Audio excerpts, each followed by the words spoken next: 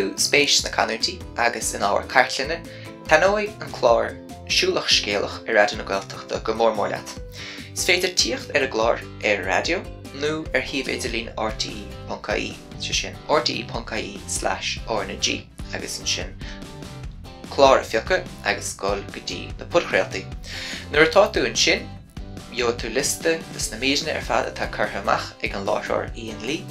Feiceadh tú cén uair a rinneadh an taifeada, cad atá i gceist, uair tú bíonn ceolán, uair tú bíonn amhráin i gceist, uair tú bíonn mír na cainte ó chuoine margheall ar na canútaí nó margheall ar an geantar ar a bhastas na daoine atá a caint. Bhealach anna dheas é na dul i dtaithí ar na canútaí agus le fáil amach faoi chultúr na Gaeltachtaí ach go háirithe.